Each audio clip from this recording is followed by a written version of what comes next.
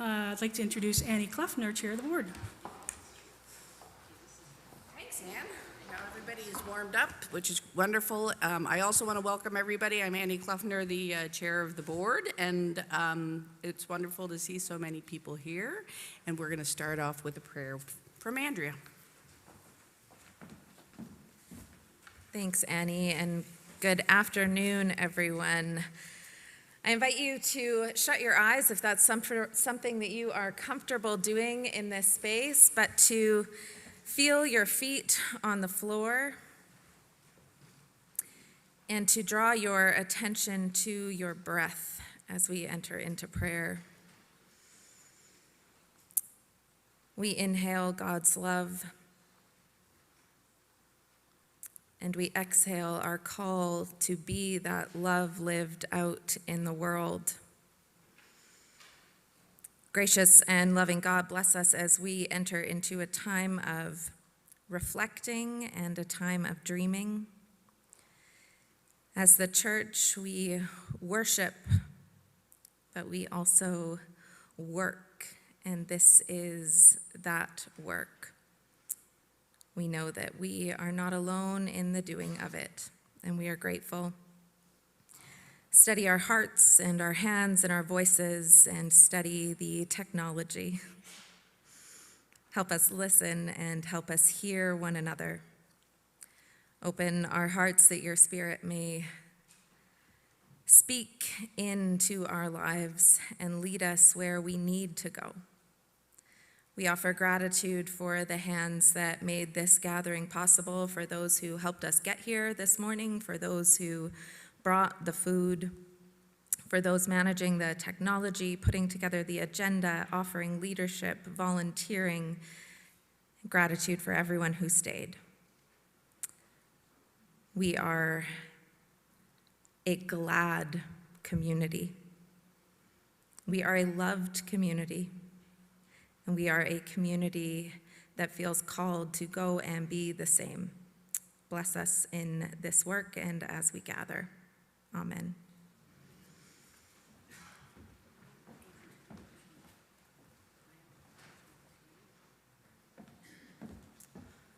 We are acknowledging that we're grateful today as well to gather on the traditional territories of the Treaty 7 region in southern Alberta. That is the Blackfoot Confederacy, so the Siksika, the Piikani, and the Kainai First Nations, as well as the Tsuut'ina First Nation and the Stoney Nakoda, the Chiniki, the Bears Paw, and the Wesley First Nations, as well as Métis Region 3. We offer this acknowledgement as a treaty people. We are here doing the best that we can to honor Indigenous peoples' culture, history, and spirituality across this country, and living into our responsibility to enter into people of right relationship as those who strive to live God's love in the world.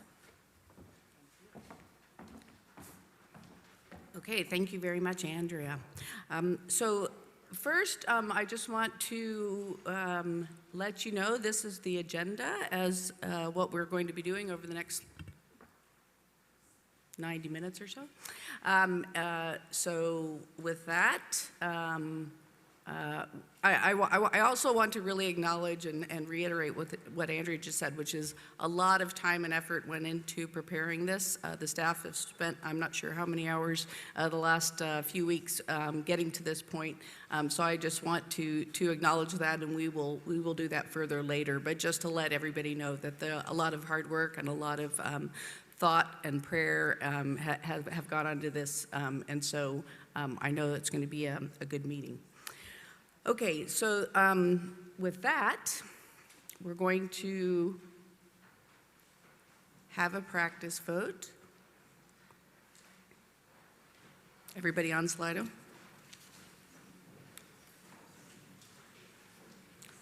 And do we have a question for the practice vote?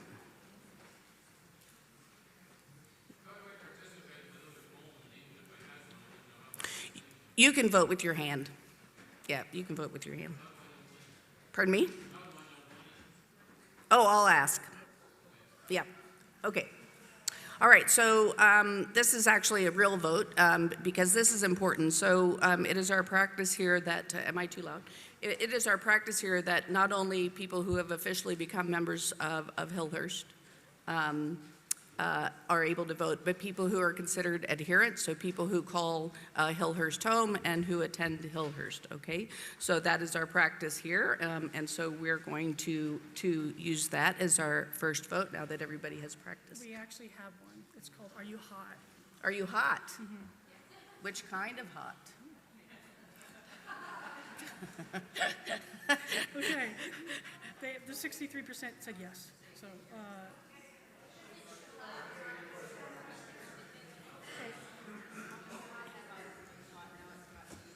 Isaac, don't move the slide until we say next slide because it actually opens the poll, okay?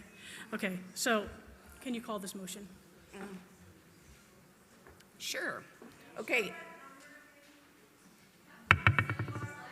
Just do it with hands, please. Just do it with hands.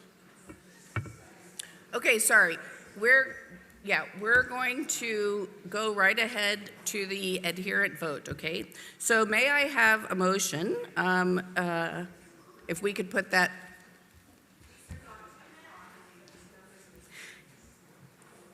And she said, okay, we're going to go with hands. Yes? Okay, so we've decided that's not working. So we'll vote the old-fashioned way. Yes, exactly. Okay, so may I have a motion that all members those who have gone through becoming a member of Hillhurst and adherents, which means you call Hillhurst United your church, are eligible to vote? Thank you, Barbara. Seconder, Leah, thank you. Okay, any questions or comments? Okay, now I call the motion. All in favor? Thank you. All opposed? Any abstentions? One. Thank you. Okay, thank you. So that motion passes. So we invite everybody to vote who are both member and adherents. Okay. Okay, the next thing is that we are going to, one of the very businessy items on today's agenda is to accept and approve the financial statements from 2022. Those were all, the finances were shared at our last meeting. They were shared this week in an email. The board and the finance committee have reviewed and approved them. And now what we're going to do is, as a congregation, we are going to accept that, or we're going to approve the financials from 2022. Okay? So if we could have the motion. Our dear treasurer is not here, and as I said, these were reviewed at the last congregational meeting, and they were set out at a time, and the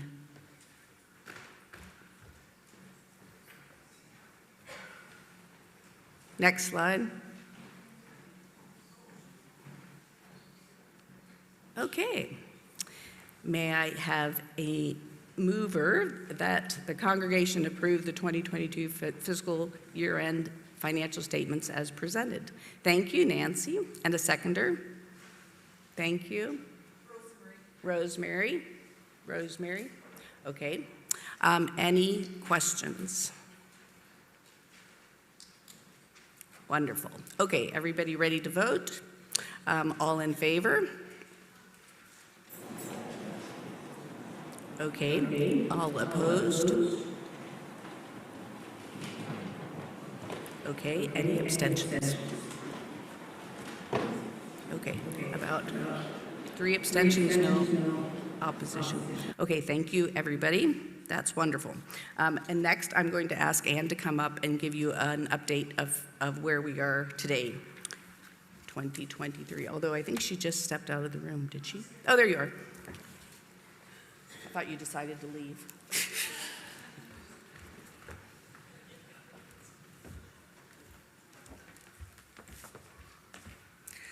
Hello.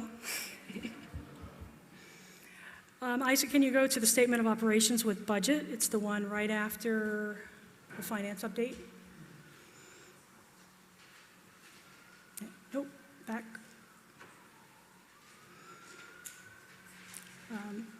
Keep going back. There we go. Okay, so this is where we are right this very moment. A couple of key points that I'm just going to highlight is that we are $47,000 behind, but that's with our contributions equal over 12 months, and we know that most of our income comes in November, December. The most notable thing is that we are up $46,000 from last year's contributions at this time. It's a notable improvement, which is really something extremely great. And we do not have grants and private things coming in this year as we did last year. So we are right now $24,000 behind. With comparative last year, we were $94,000 behind. So it's a really big increase as far as our operations costs are down and our contributions are up as a whole. So that's the nutshell. Any questions on that? And I need a mic.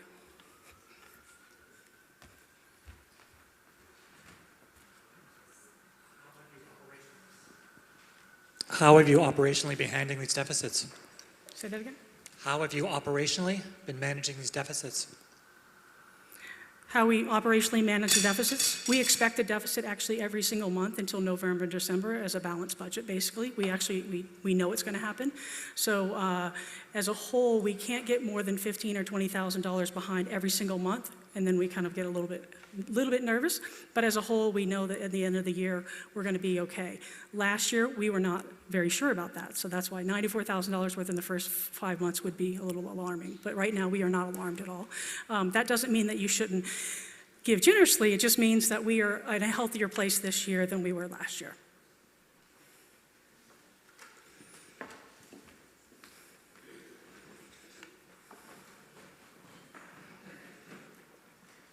Hi, it's John. It's John Bulger. I just have a question about the top line of the financial statements, which I found very clear, actually, and very easy to understand, and I thank you for that. Why is the revenue so different, 22 and 21? There's a sort of $500,000 difference that comes through right to the bottom line. The income? Yes, 23 and 21 or 23 and 22? 21 and 22. Oh, you're on the other sheet? Yes, I am. I need to have that in front of me. Hold on a second. 21 and 22. Oh, we had a substantial difference because we had a renovation. All of our renovation income are still in that contributions area. It gets allocated to another area, but we have our renovations coming. So it's not on this sheet. Is that what you're talking about? Yeah, no, I'm talking. It's contributions. The heading of the sheet is unaudited financial statement of operations. Yep. And I'm on the first line under revenue, contributions, and over on the right, under 22 and 21, there are two numbers. One is about 750,000, and the other one is 1.2 million. And I was just wondering what the difference between the number the two I think was. I remember is $438,000. That was for the renovation income. Renovation income. So those were. It was allocated to the renovation fund afterwards, yes. I see. Contributions towards the renovation. Thank you, Peter. I see. Thank you. And I guess 23 would resemble more 22 than 21. Correct. Yeah. Thank you. Welcome. Any other questions? Let's see if we do. Thank you. Thank you again. Thank you, thank you.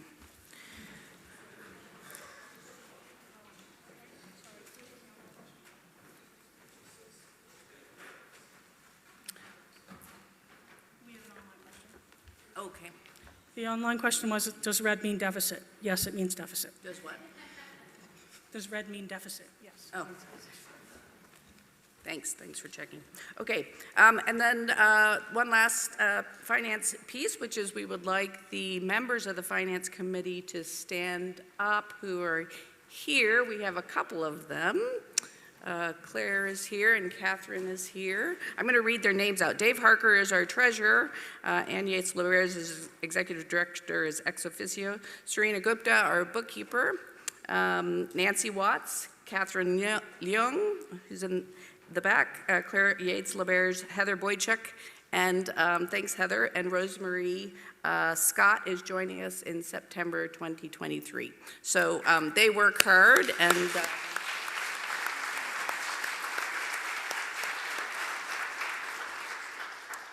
We are fortunate to have such devoted volunteers.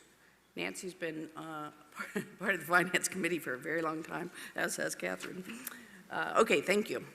And so next up, I'm going to ask John Bullard to come up to provide an overview and update of the renovation project.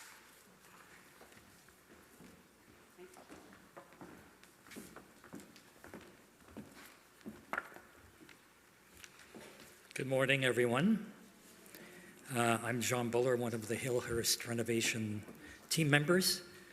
Sheila Wappel McLean and Jim Wilson, our other team members, are both on holiday. Their turn will come. I'm very happy to introduce Shauna Pitoum, who is a project manager for Ryan Murphy Construction and is responsible for our project. Shauna will be helping me. Actually, I'm helping her because she has the difficult job of walking you through some of the slides that we have. We very much enjoy working with Shauna. She knows construction and her job, has great ideas, and she's been most helpful to Hillhurst and the team. She takes the time to attend all of our meetings, well, most of our meetings, that is, while looking after numerous other projects for Ryan Murphy. And she has about 6 jobs on her plate right now. A lot has been happening in the background with the renovation, with design and planning meetings, and I'm happy to say that you finally see the evidence of that with the west entrance being blocked off for rejigging the concrete staircase for the new lift. At the March Congregational meeting, we had announced that the lift construction would likely begin in April. Well, that's long past. At the time, we were engaged in a lengthy negotiation with the city planner to get a building permit for the new enclosed lift on the east side.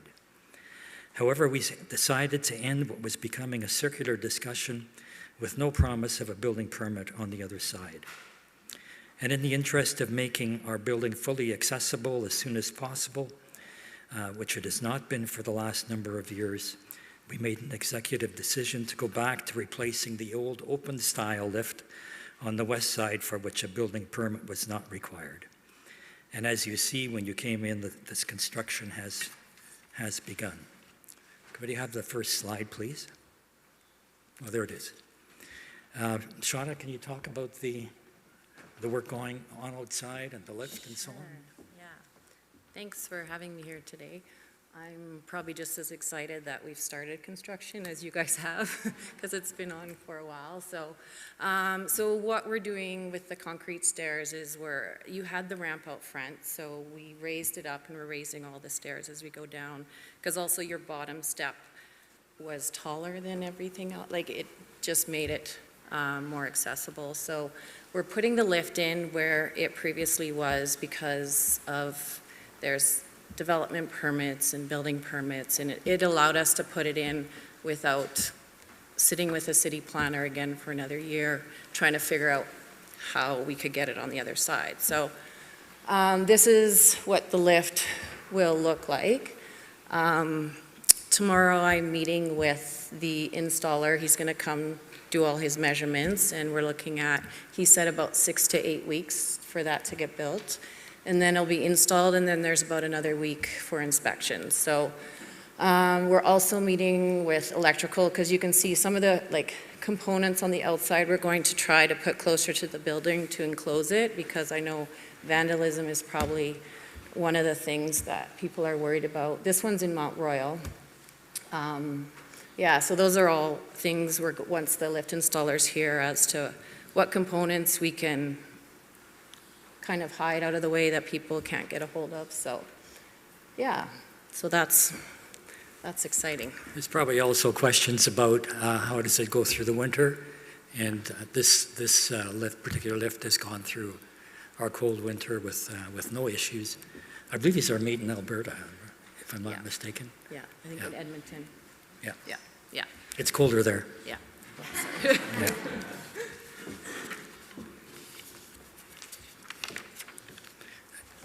Next slide, please. Oh, sorry, that's not quite there yet. At the March Congregational meeting, we announced that a new commercial kitchen, rather than a residential one, would be the major part of phase one of the renovation. The design of the kitchen has been finalized with some additions. The appliances have been ordered, and we are proceeding on that basis. Before we get to the additions, I just want to show you one of the appliances. It's called a combi oven, and what it can do. This is not the exact model, but it is typical. So combi ovens can roast, steam, sous vide, whatever that means, smoke, braise, bake, rethermalize, and oven fry foods. This makes them a great way to boost capacity or save on space by replacing multiple units.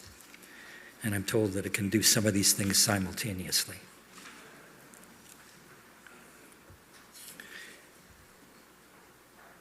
Okay, I think we can go to the next slide. These are the changes that we have made since the March report. We decided that phase one would now also include construction of 6 new washrooms, plus a standalone shower. The reason for including the washrooms is obviously so the facility can be more easily rented for events. The more immediate benefit to the congregation is very obvious. The shower is being installed as an anticipated need for when we return to our previous homeless community services. The change to a commercial kitchen, including the washrooms, also means that we have to do these system changes for heating, electrical, and water. Updating would also have to take place during this phase. Can we have the last slide instead of the fourth? Yes, that one. Shauna, you want to walk us through? Sure. Yeah, so this is just a rendering of when you walk in the door there off the street. And just, this is just an idea, right? This kind of gives you a feel of what it's going to feel like when you walk in. The architect and John and Ann and Sheila are still figuring all the logistics of exactly what that will look like, where the person's sitting there. So can we go back to the previous slide? So at the top right hand is where you'd walk in, where you visually would see what the last slide is, and so that would kind of block where all the washrooms, the new washrooms are going to be located.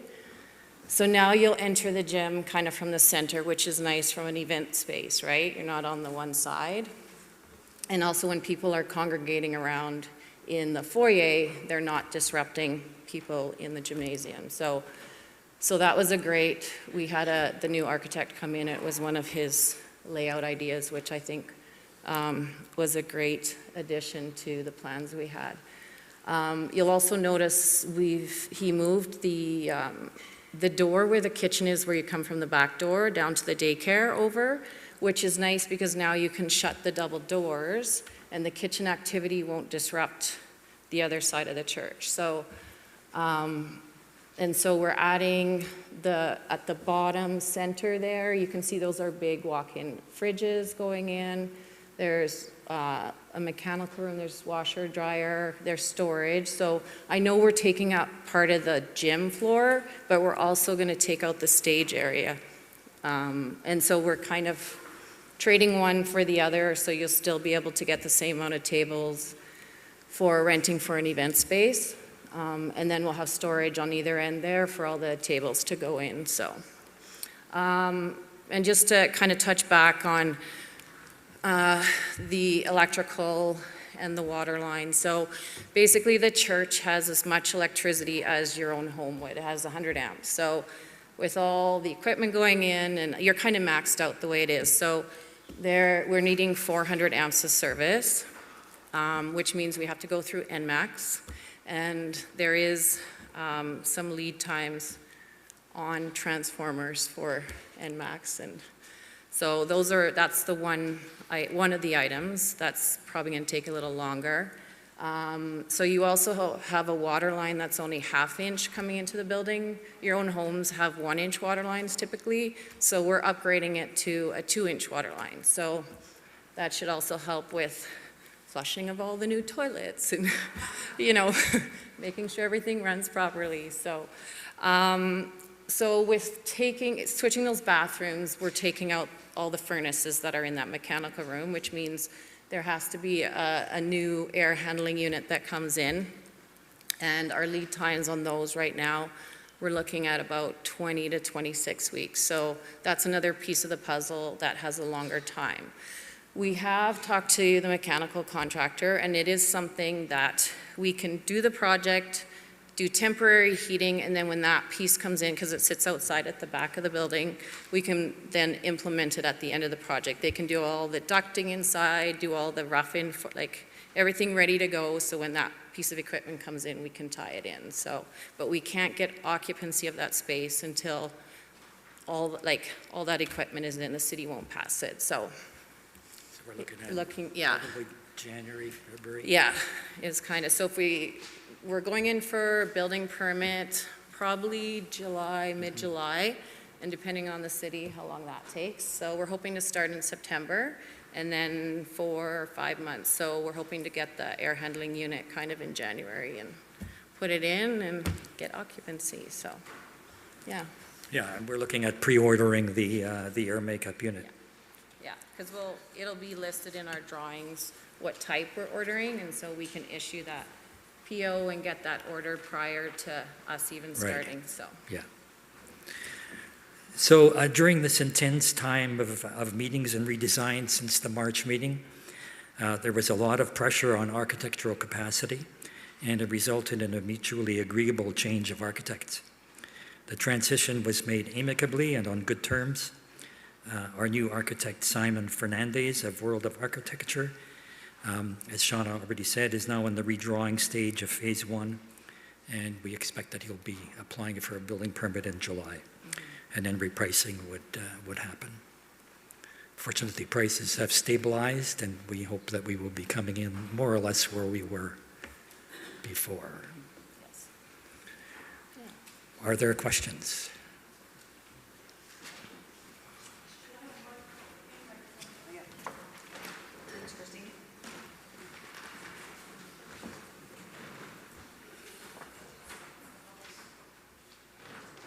Thank you. I'm Judy Alexander. Oh, right. Okay, thank you. I'm a member of the church, and I have a few questions. One of them is on this picture, and I notice that you've taken out the coat rack. And my question is, I know this is a really Canadian custom not to have coat racks, but it's a big church and we have winter. I don't understand why we don't keep some kind of coat rack. You can even put doors on it if you want to. So that's a minor point. And I have some questions on the plan, if we have the plan available. Could you put the plan up, please? The floor plan, there we go. There it is. Okay, so I take it that the shower is different from the toilets. Yes. It's on the other it's side. a standalone, yeah. And the toilets are all gender?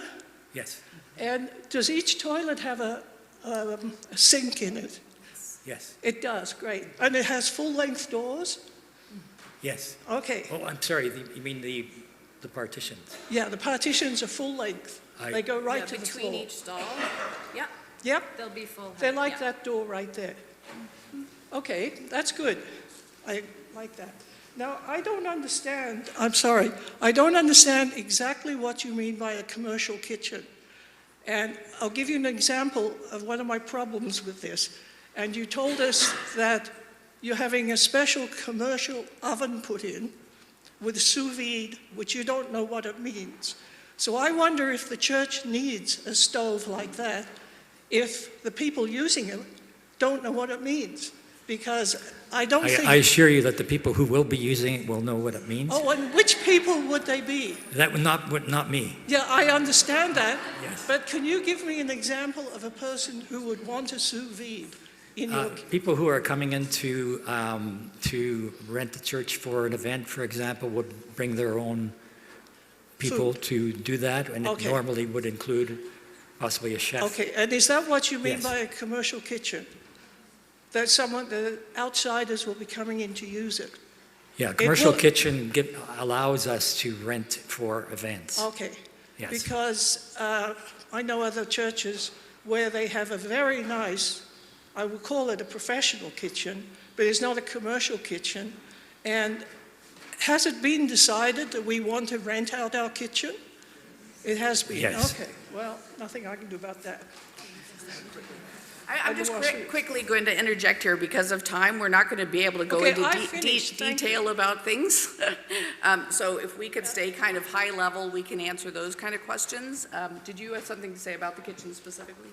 But otherwise, we just can't. I just want to say one thing fast, because I'm a fast person. But kitchens are very vital when we have different cultural people coming in to operate them. The language. We've had a situation one time in a church where it was different culture came in to operate the kitchen, didn't understand how it operated, and we had it on fire. So that is very important to make sure that things are written for the language of different people using it. That's all. Okay, just to speak to the coat rack issue, we actually have more issues of theft in that coat rack area than convenience. So we've chosen not to have an open area right there that people are putting their hundreds of dollars of jackets there. It just, because of the neighborhood we were in and because of our inability to actually keep those items safe, it's not actually good for us to encourage people to leave their jackets there and their boots and everything else. It's just not something we can do. The second one was the need for the commercial kitchen was, the combi thing, basically. The combi is actually a unit that allows us to have more people in the kitchen with confidence to push two buttons and know that everything that needs to happen with a turkey to be baked or whatever happens.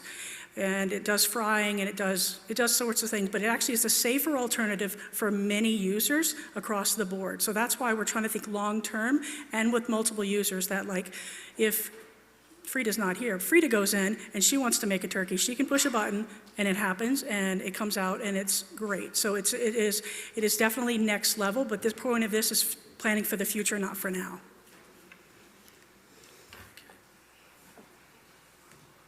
Yeah, maybe we can take three questions, but then we're going to have, Christine's got the thanks, Evelyn. Okay, because one of the values here is about hospitality, I'd really encourage you to think seriously about allowing people to hang up their coats in the wintertime and finding a solution to that. That's a good point. Yeah, there are portable racks that we can bring in for an event. Okay. Go ahead. I will be really quick. Is it my understanding that we will not have heat in that extension until January, or will there be some heat? We have to get temporary heating, yes. Okay, we can take one more. Sorry, Christine. Christine's choosing. It's like, let's make a deal. Hi there, could you just show me where the walk-ins are? Where the what? The walk-in, the refrigeration, the walk-in coolers and freezers. Yeah, they're not walk-in, they're actually stand-up units. Oh, didn't the thing previous say it was a walk-in? Oh, that was my mistake. No, that's not correct. Okay. They are freestanding. They're at the bottom. Yeah, you can see the doors. There's a table in front of it. Yeah. Given the dramatic change, which is good, the commercial kitchen is great. The ovens are great. I cook turkey dinner here for 200 people, and that combi oven would change the world. Anybody who wants to know why we're doing a commercial kitchen, legally you're not allowed to cook grease-laden vapors for people in a kitchen without a commercial kitchen and a commercial exhaust to it, so I think that's all positive.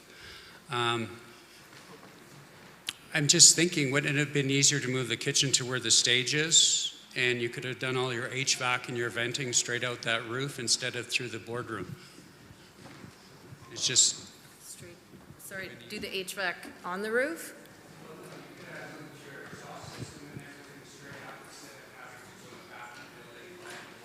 Yeah, and we did look at it. It was the weight of anything on the roof. Oh, the exhaust. There were we went through a couple different options. Some was upstairs. Yeah, we had looked at doing it upstairs, putting the furnace for upstairs, but I think it went back and forth as far as layout goes. And you guys had decided on this, having it down there. I'm glad Shauna's here. Yeah. Are you two going to Yes. stay till the end? Yeah. Maybe we can if answer. people have more questions after the meeting ends. I'm then- not staying. You're not. Just kidding. Just kidding. Thanks, John and Shauna. Yeah.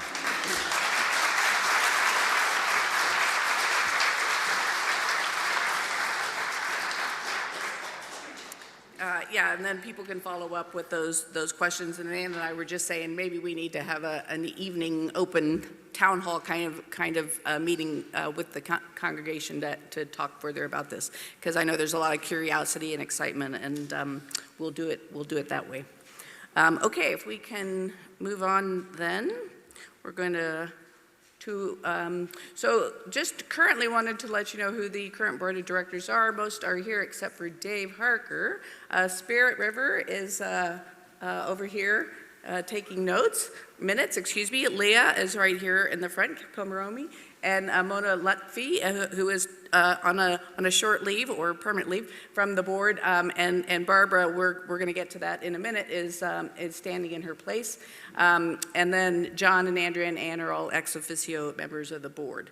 And the exciting part is some new board members that we would like the community to approve. And so I believe all of them are here. So David Swan is in the back. And Evelyn Coe, yeah, thank you, Evelyn. And Christine Lindberg, also in the back. And so we would like David and Christine and Evelyn to be approved. So would somebody like to make the motion? Claire will move. Okay, second? Jim is seconding. Okay, so it was Claire and Jim. And so the motion is to move to accept the new board members, Dr. David Swan, Christine Lemberger, and Evelyn Coe, to the Hillhurst United Church Board effective June 25th, 2023. Any comments or questions? Okay, I call the motion. All in favor? Any opposed? Any abstentions? Okay, passes unanimously. Thank you very much. And congratulations.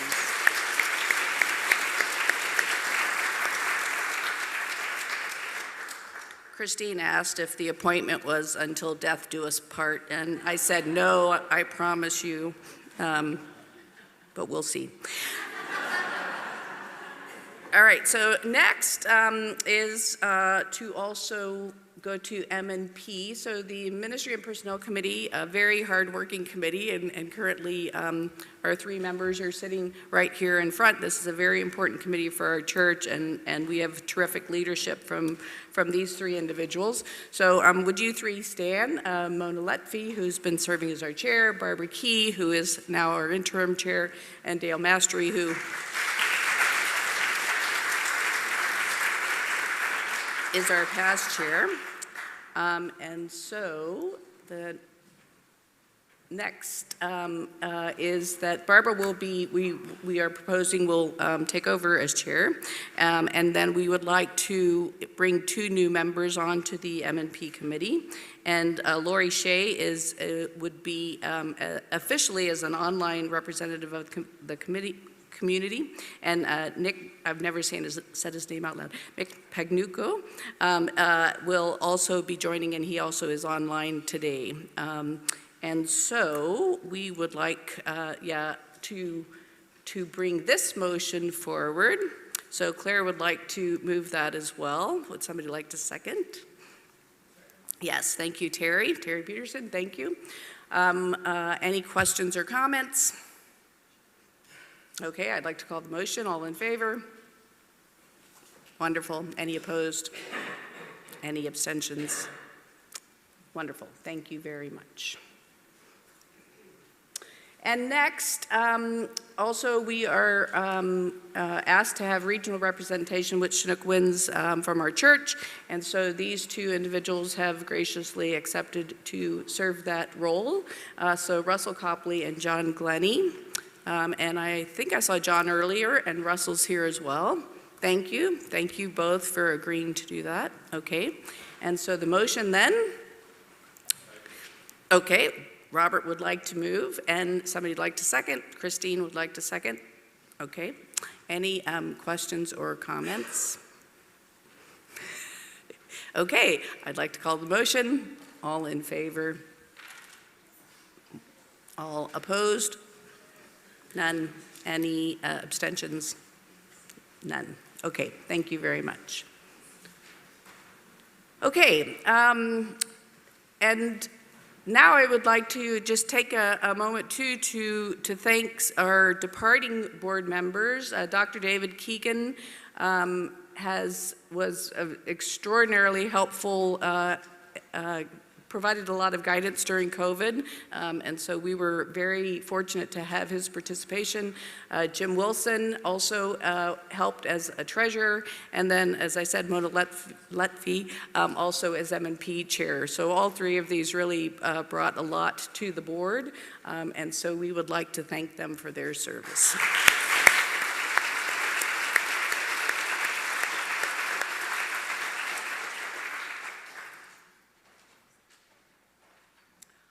Wonderful. And now Andrea and John and Anne are going to share some very exciting updates with you.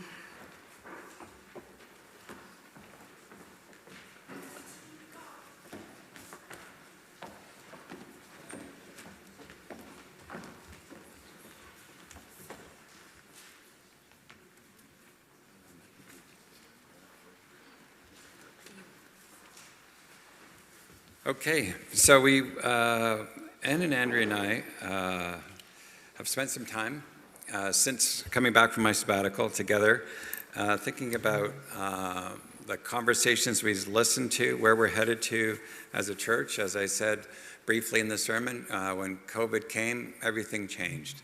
And for the time of COVID, I think the staff and the volunteers who helped us continue on and to learn and grow and shift and adapt did an amazing job to keep us together. Some people said to me it was a lifeline, this church, through that COVID time.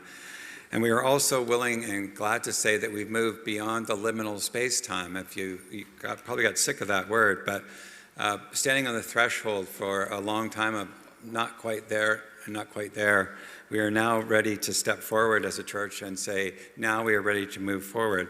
And so we've been looking this past month at it's time. And this phrase, which I'll invite to come on the screen, Hillhurst United Church is called to deepen our connection and experience of God's loving presence in the world. Now, this is not a tagline. It's not going to be a banner, but it guides everything that we're going to share with you today about how we believe that it's time now to deepen our connection and experience of God's loving presence in the world. And so I'll go to the next. You're saying why? How we do church has changed. Obviously, not just the fact that there are people voting online, but our congregation throughout the week is upward in the neighborhood of 400 people join us online. And so it's not just online, but it's changed. Since returning, we have welcomed Living Spirit United Church folks to join us, as well as new people, even new people here today. This church welcomes lots of people all the time, and church has changed. We've also shifted to what there are four main sizes of churches. There's a family church, that's your rural church, that's a small church where everybody knows everybody. Then there's a pastoral church where it's centered around the pastor and yet that same similar sense of intimacy. The third church is called a program church, and this program means the programs are feed the lifeblood of the church. And we're on that shift between program and corporate, and we have been for some time, which shifts the way the staff lead and connect and the way the programs feed the church. So we're recognizing this change is a reality, and we're just naming it. The online church has changed how we do meetings, how we do mindful mornings, how we connect to our church that is across our country and around the world. The emergence of the online community has had a significant impact on our community, and it's in many ways benefited and helped grow our church. It's time for us to look forward. I feel that we have a very solid senior leadership team, and when I say that, the three of us, Ann and Andrea and I, work closely. We work well together. We worked hard at making that happen. As we bring new people together, the three of us, in a new way, I feel our team is solid. We like each other. We love working together, and we share in the leadership. Andrea has landed. Imagine landing from Vancouver to here in COVID and standing here doing sermons to nobody, as we got quite accustomed to, but for her to land here and be grounded here. And so we welcome her enthusiasm and what she brings to our church, and that has shaped us as well. Ann's role as executive director, she's the third one we've had in our time. Bryce Payton, who is at the back here, was our first one.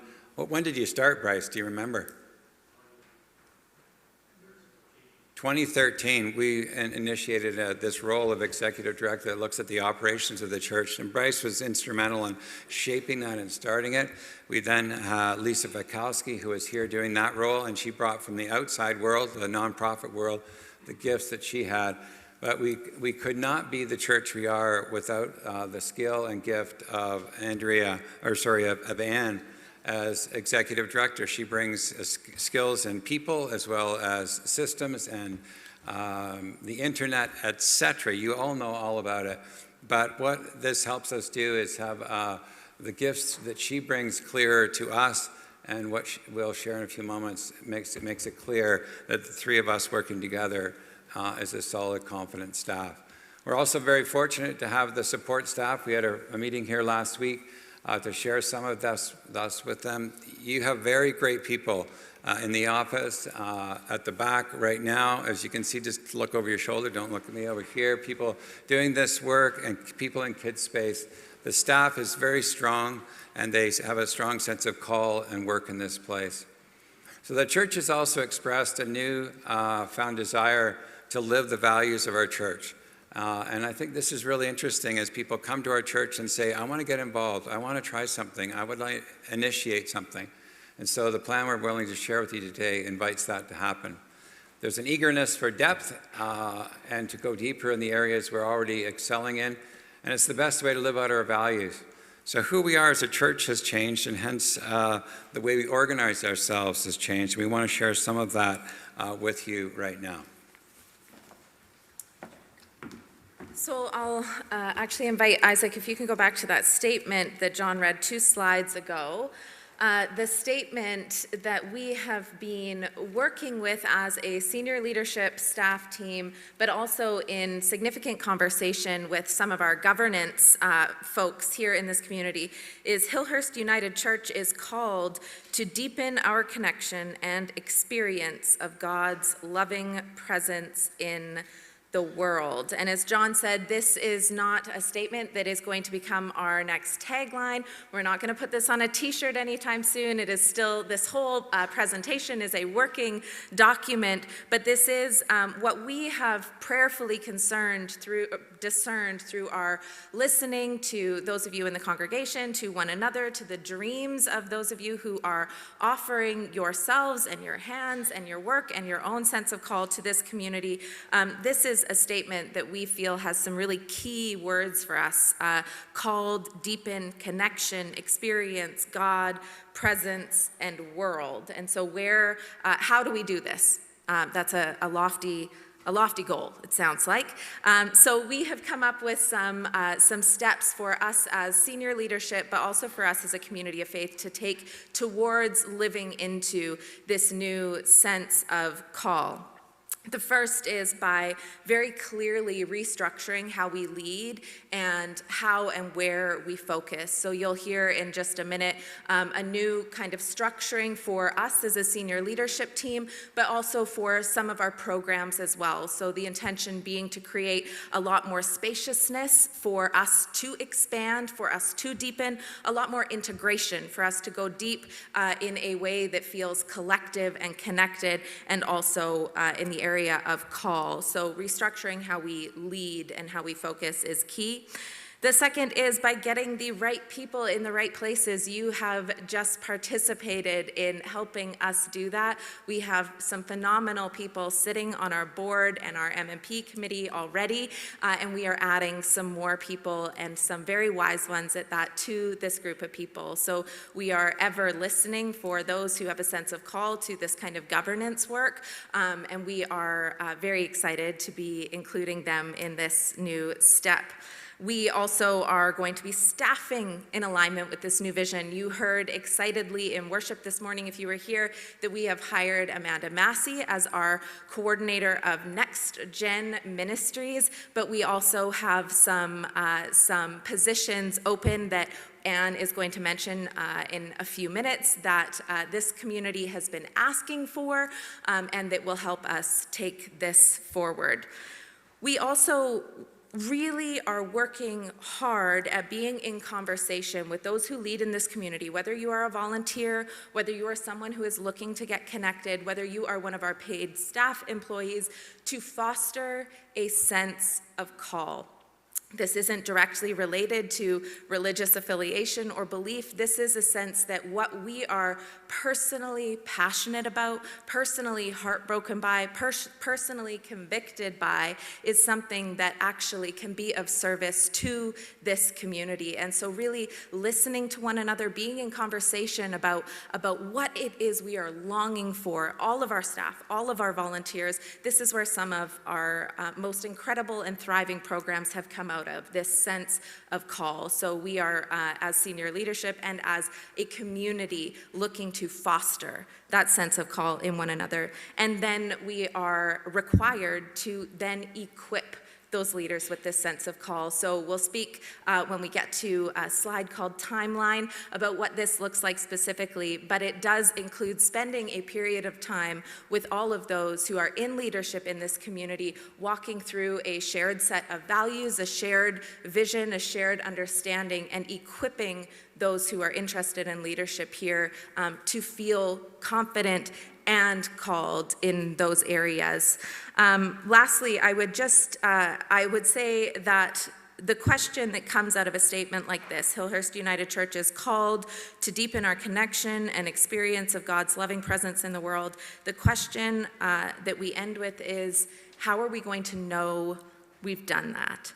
And the church is a funny business because we can't just quantify things in numbers, in the number of people who are in the pews, in the number of dollars that we have coming in or going out. That's not how we quantify what it looks like to be successful when we're talking about faithfulness or spirit or call. And really what it comes down to is encouraging you to help us and to hold us accountable and to hold yourselves accountable to being these people in the world. We hear testimonies time and time again in this community about the things you have seen, the things you have participated in, the opportunities that have fallen upon your laps to serve others, and those stories are the stories that are going to help us know that we are, in fact, going deeper in this experience together. So those are our bird's eye view hows, and now we're going to get into some details.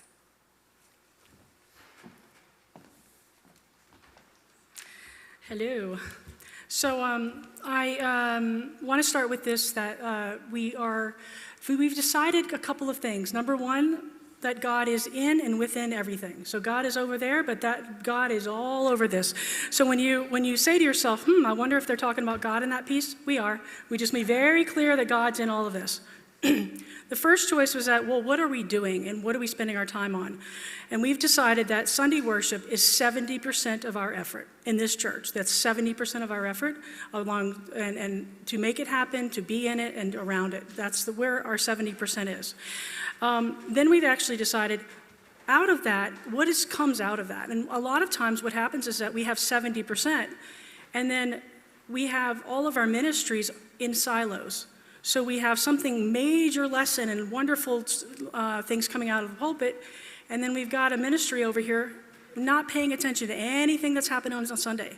And we're saying we actually really want our ministers to help filter down exactly what's happening in this sanctuary into all of our other ministries, like Kids Space and like music and right relations and choir and all these other things, including social justice.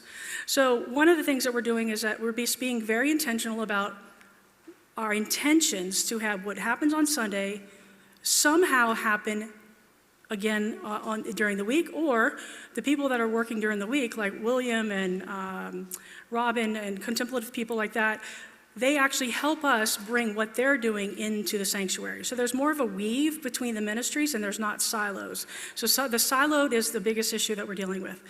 The other thing we're dealing with is, like, how do we say yes? That's one of my biggest things, is how do I say yes?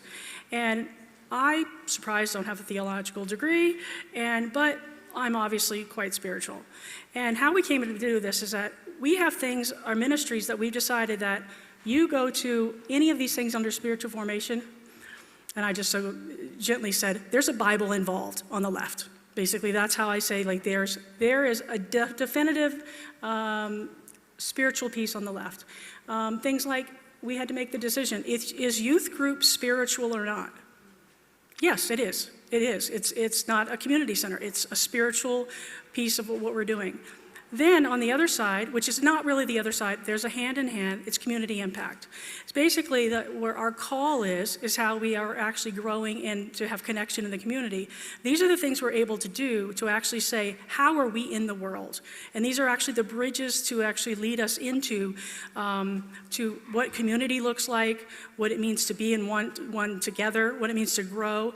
And one of the most important things that we just recently did was yoga. We had done yoga before, and then we said, okay, we had already gotten into this piece of the Church Without Walls, and I said, okay, well, I want to say yes to yoga, but what I'm hearing from the community is that some people can't pay. They can't pay for yoga. Okay, sat down and talked with Beth, talked with Rachel. Let's do yoga without charging anything. That's wonderful. So we opened it up, 63 people in various 3 classes over time came to yoga. Then I sent out a feedback survey. The number one thing that came back was, thank you for offering it without a charge, because I couldn't come otherwise. So we have a woman 3 doors down. She came every single time because she could.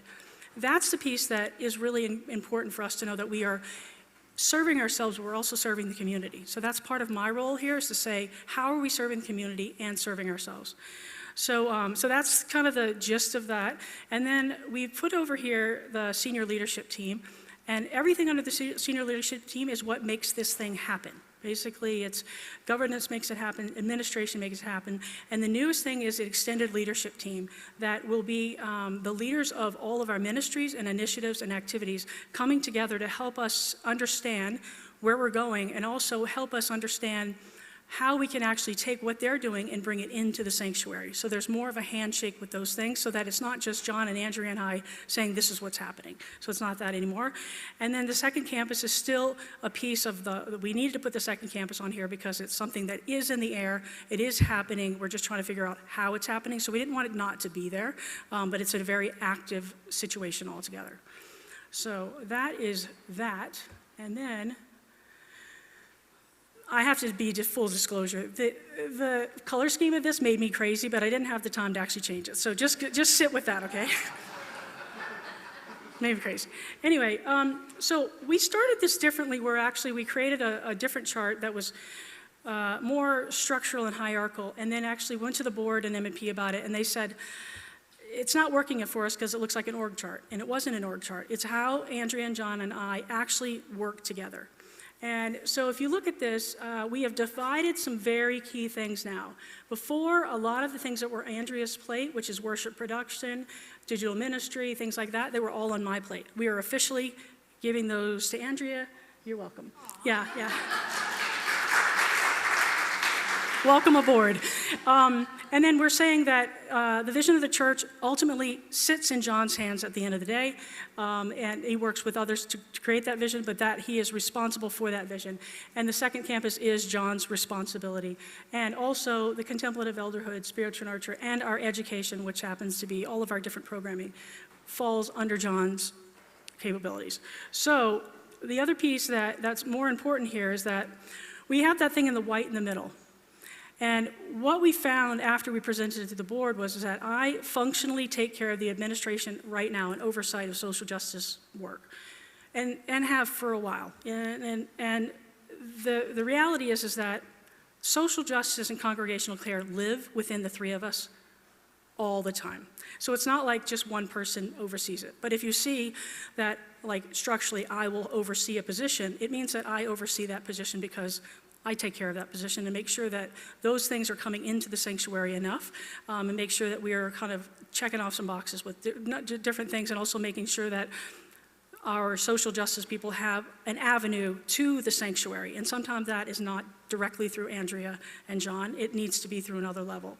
So the bigger piece of this is that the structural chart showed it a little bit better, but we are moving into a different size church, and that church will that Andrea and John need to have certain people that they connect with on a regular basis, and not everybody. So it's a model that we're actually really uplifting the people that are in these key roles, like William Brooke, who's in Contemplative, who oversees all of these other small ministries. Willow, who has stepped up to take over congregational care, who will oversee our new visitation team, our prayer team, our meal team, and things like that. And then also we're creating something called wellness workshops, which are basically, we say, we need to have something beyond the sanctuary and beyond a ministry that says, okay, well, let's talk about what it means to have a financial dilemma in the middle of a COVID. Like things like that are actually worldly that we want to be able to say yes to, but we don't have a spot for right now. So it allows the congregation to come forward and say, I have an idea. And that's where that happens. And then being intentional about community and things like that. So I wanted to just clarify the white piece right there, because it was one of the pieces that was brought forward. The other pieces, which in the green, which is Andrea and John share pretty exclusively, but it's also what's not there is that John is ultimately responsible for the senior pastoral care at this church, and Andrea is second to that. So basically we've said if something really big comes down, John is in the seat first, Andrea's second. Being very clear about who's in charge on some of those instances. So what we're trying to take all the gray away, and that's the part that we've been struggling with a little bit. So then we have John, and we have just broken it out to exactly what each of these things is. So contemplative, daybreak, mindful meditation, movement, practicing presence, chapel arts, and yoga. That is, I really should have just put, that's William. William's up there in the top left-hand corner. So he and John will work very, very closely together. And membership class, confirmation, Enneagram, and marriage prep, that is often myself or administration, but John is ultimately the one who says, we have to have Enneagram at this church or confirmation or whatever. It's his responsibility. And Andrea is, as we've explained, coming into overseeing Next Gen, AV, and all of the music. And then there's me. So it's pretty self-explanatory. Okay, we talked about this at the board, but I have a lot of people. In fact, I have to tell you something that was really neat. We went through and we said, who is volunteering at the church? Who's stepping up? Who's doing this thing? We had 130 people. 130 people. That's incredible. Yeah.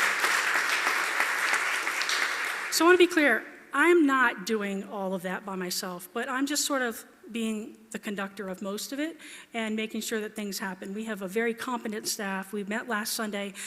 This staff team is an incredible staff team. Everybody's in they understand, and we're working towards what it means to have a call at this church. And it's one of the most beautiful things that I've ever been able to help lead, is understanding what a call is, and it's not just a job. So that's really important to where I'm at. So, new roles. So we have taken what was the social justice lead, and we are actually saying, we want that little box that says community impact. Who's in charge of that box? That person is. That person's going to be in charge of outreach and community impact, which is a larger role, what actually allows that person to have more connection with John and Andrea and I, to be able to say, how does this actually impact our world as a regular, on a normal basis? New Gen Ministries Coordinator, check. All done. Worship producer, as you've noticed Chad being back there. Chad has come in. Chad was like so instrumental during COVID. And we've said our online ministry is really important. Rather than me running back there trying to fix everything like we just did a little while ago, but it's different. Chad is running the show back there as a consultant, and we're going to start doing some things and probably bring on one more staff member so that the online ministry is really, it's staffed properly. It just doesn't happen, so the people here are focused, can have focus. Communications lead, Sarah, if you're watching, I miss you so much. Anyway, so we have to replace basically Sarah. What we have noticed is that Sarah's role is one of those, the communications lead is one of the most incredible roles at this church, and we couldn't just flip-flop because we knew we were going in different direction, and we needed to wait till we were ready. We are ready, and the role is posted right now. So if you know anybody, you should do that. And second campus strategist, which is helping John.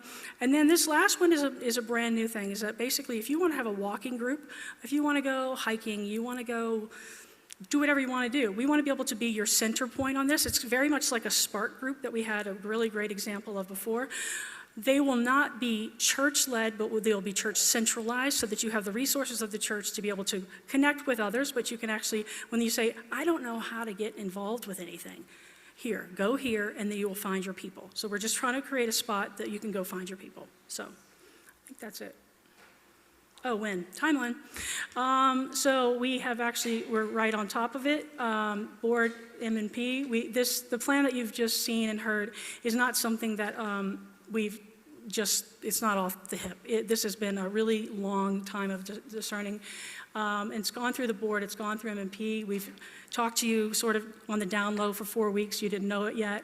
We presented to the staff last week, and now here we are. So the idea is that in July and the summer, we're gonna actually get more leaders, and in September, we will not have as much programming because we are going to have our leaders actually work with us to see what it looks like next, because if we just keep going, it looks the same. So we have to say in September, we are taking intentional time to do what we need to do, the work that we need to do to just shift our sails a little bit to know what this looks like in the end, and it's going to take their input to know what it looks like also. So, okay, that's it. Amen.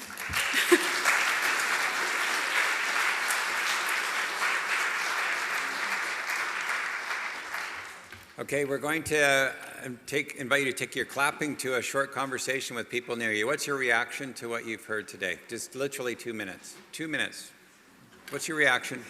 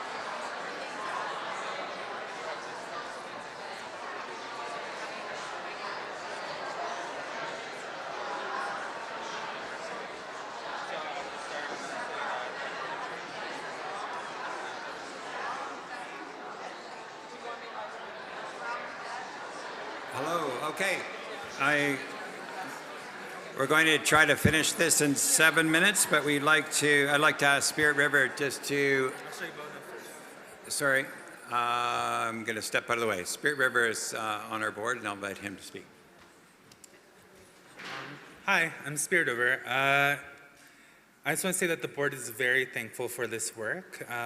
But before I go into it, I'll let Mona speak. She's the co-chair for MNP, and I believe that this work really came from an inquiry from the MNP committee.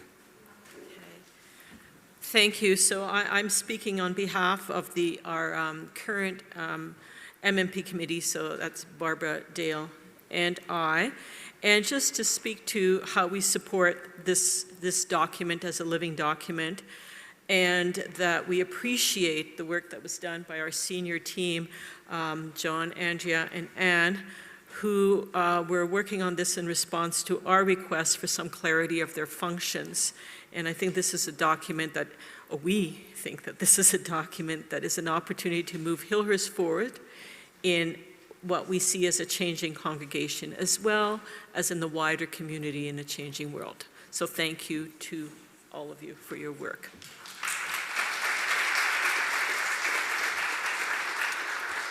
And I just want to again say on behalf of the board, so we have MNP, but then we also have the board, and we're supposed to be kind of members at large, I suppose, and we're supposed to try to bring our perspective to board meetings to kind of look at what the leadership is doing and to discern on their leadership work. And again, the board is very thankful for this work.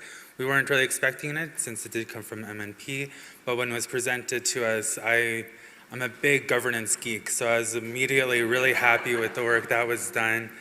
We've been consulted on this for the past couple of months, and so seeing some of the changes there, it looked a little bit different at first, and I think it looks really nice now. And just again, as the board, we endorse this work, and we're very proud of the work that they've done. In fact, I'd ask you to join me to just again celebrate our leadership here. Thank you so much.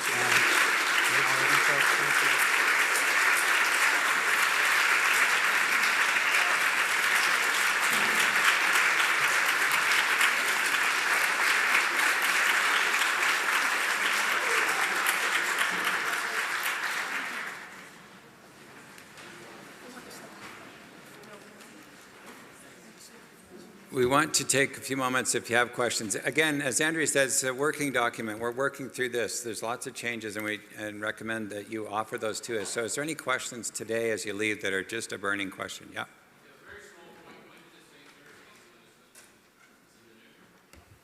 I couldn't hear you. Sorry.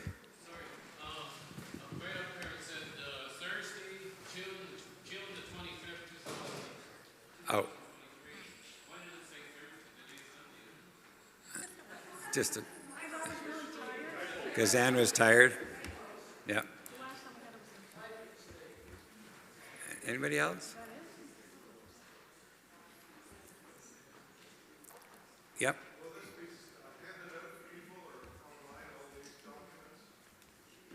The slideshow will be available also, and then you can actually, in your downtime, go rewatch it online. I think the other thing that's someone raised a question to me about the social justice work. So what we are doing is actually saying we are pulling this together so that the social justice work will happen, and it's coordinated, not just beyond worship, but part of worship. So there'll be a better coordination of everything we do and not the silos. And so we've been listening, and I think that the positions that we'll be looking forward for help to do will ensure that that happens. And I think we will be even stronger in our work towards social justice.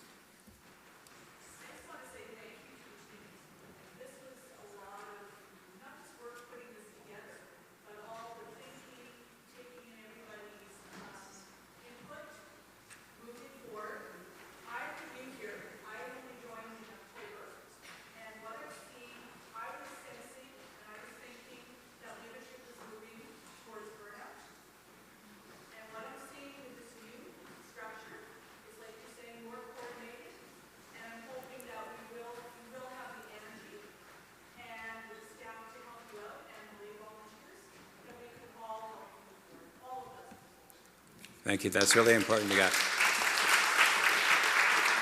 As Ann said, there's an incredible number of people leading in various ways, and they do amazing work. We want to encourage that to happen, and those who are stepping forward to say, and I'd like to do this. So we're really trying to listen, so thank you. Yeah. Hold on.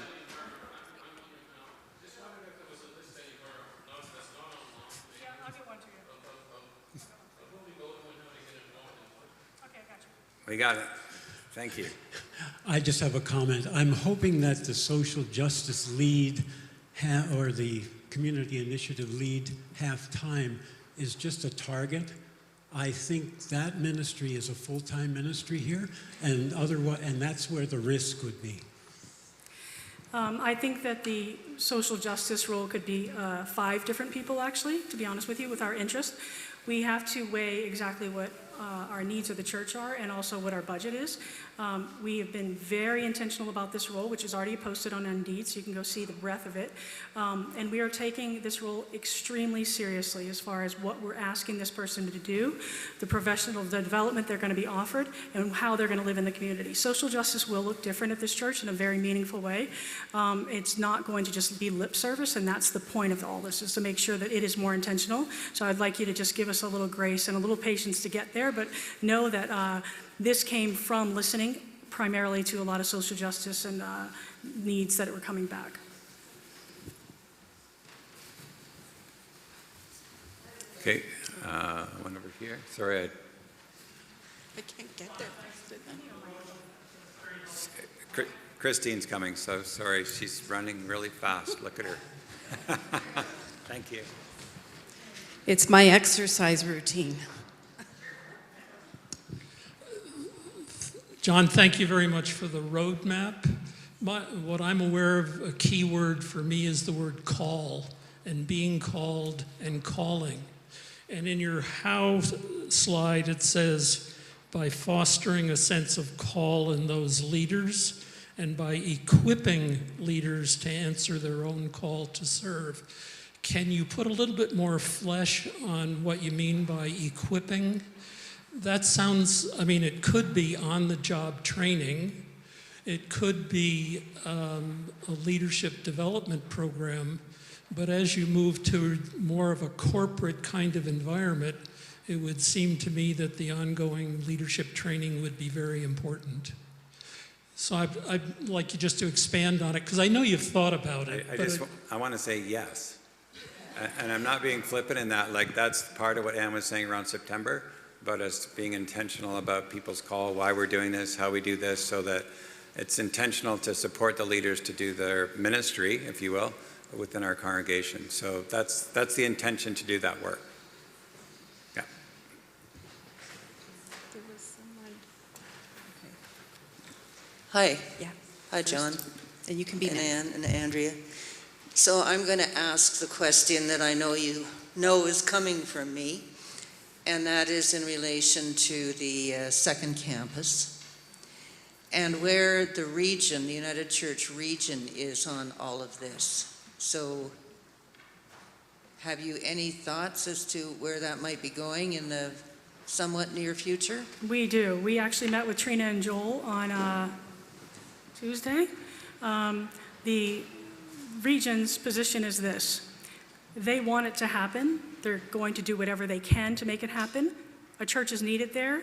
They know that this church and our values and this church's programming, things like that, they know it's needed. They're doing whatever they can to support us in that. We were offered a very good plan going forward, and we're exploring what that means. But it does mean putting a team together of people.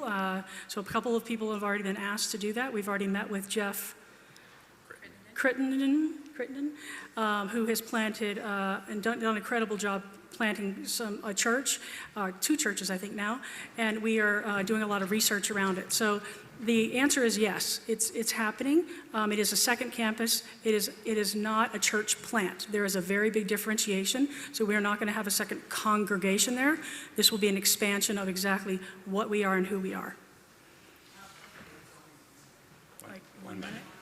So we will be asking, and it'll be important for people who would like to be involved in this, as you saw was a lay strategist, a group who want to work with us on that second campus about what's possible. So what we're doing, really we had COVID, which stopped us. And now we got up off the ground, we're saying we're ready to go now, who's coming with us? And so the region is very supportive to see us dream and vision, talk to the community, and explore what's possible. So we'll be asking for anybody who'd like to join us. So it's not an exclusive group, just looking for those who are willing to do that. But the region is saying, we've held this for you, and now it's time to go. Okay? John? I'm concerned that we're looking at part-time staff for these positions, because usually what it means is you pay for half-time and you expect full-time, and you also get a different quality of person applying for a half-time job than you do for a person who's hired for a full-time job, which is part of their career plan. Often half-time is, I do this, but I'm primarily doing this with my life. So I think we should look at perhaps amalgamating some of those responsibilities into one position rather than getting two part-time that is a very different style of commitment. That's what we did, actually. So that's actually what we did. We took the social justice role and what we were going to hire as a community impact role and said, we think those two roles separately are too small, so we're bringing that person in with a larger role. That was part of the discussion around that it would be a community impact and outreach, but basically it's a larger role on purpose. As far as it being a full-time position, frankly, we don't have the money for a full-time position at this point. I would be happy to discuss that with anybody who would be able to fund that, because I'd be happy to bring them on full-time, so just let me know. Yeah, and that's helpful. And we'll be bringing this back to you. We're just telling you what our idea is, and I appreciate your feedback on that. That's helpful. Okay. Yes.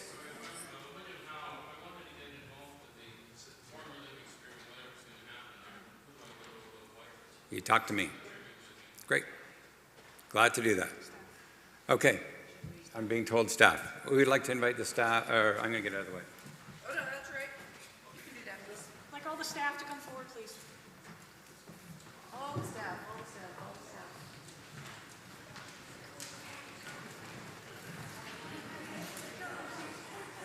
Leah, you want to come up now? And I'm going to bring Leah up to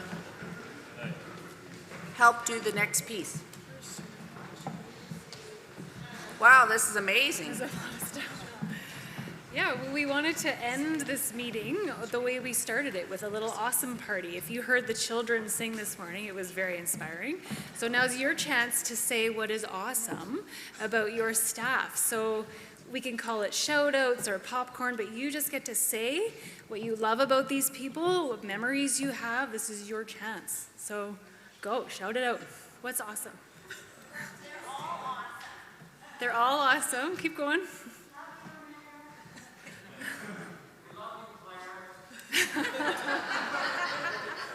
Sure. What are qualities of your staff that you've noticed? There you go.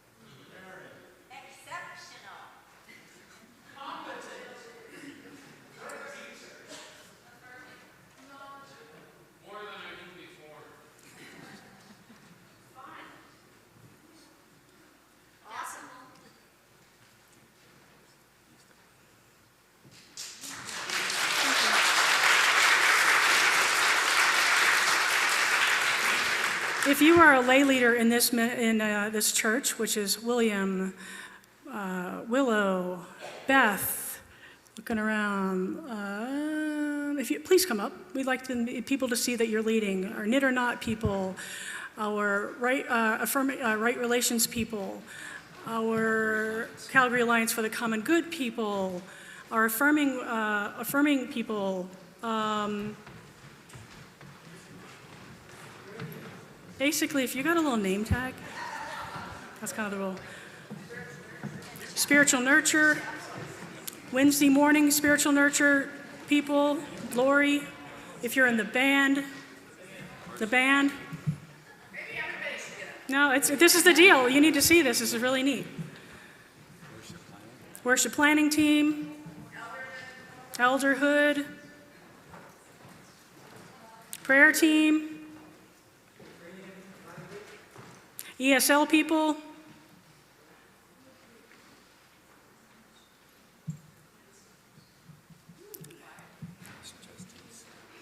Trustees. Board members. M&P. Claire.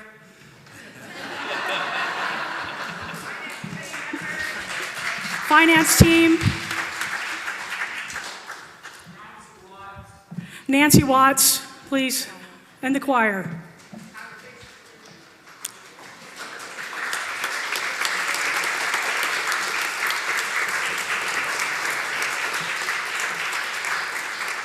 Our maintenance man, Gord.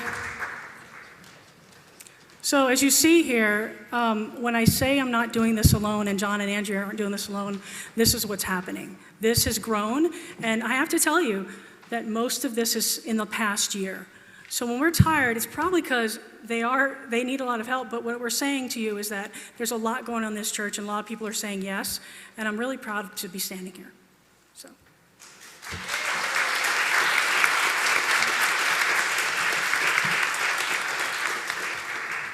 There are many people still seated who offer their ways not necessarily designated by a group. As an example, I see Knit and Knot group here, and I people who help people get into the church in lots of different ways, and people who greet and do all kinds of different things. So I'd like the rest of you to please rise.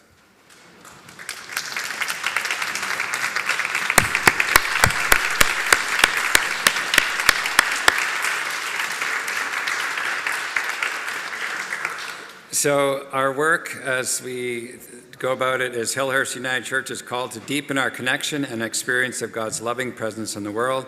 When we look around this room and those who are online and those who will join us next week, it takes all of us to be the church, and we give thanks for your leadership and for your willingness to stay today as we work through what we're trying to work through, being the hands and feet of Christ in the world. So as you leave this meeting, go with peace and gratitude, for the church needs you, and we look forward to you stepping up in whatever way you would like.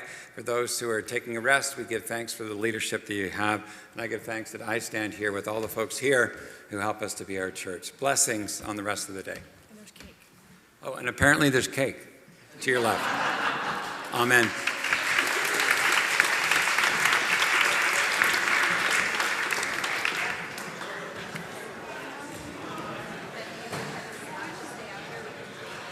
And the cake's cut, it's got forks, it's all ready to go.